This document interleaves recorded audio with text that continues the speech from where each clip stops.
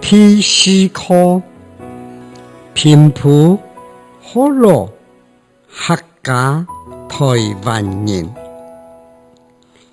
有人问我是乜嘅人，我马上回答是客家人。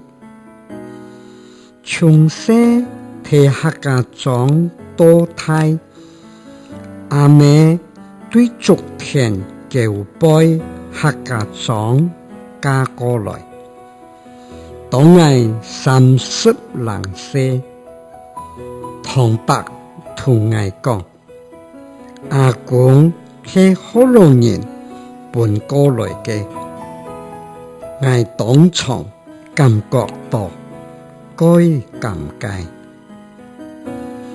50歲出頭，這個能查出阿婆係平埔族，一粒炸彈炸開血人嘅疲累。有人在問我係乜嘅人，我還係講客家人，唔過有點費事。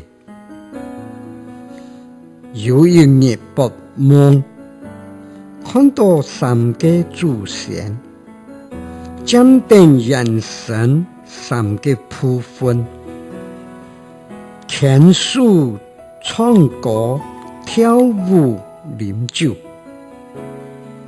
佢哋喊我寫係話，唔係平埔好羅客家台灣人。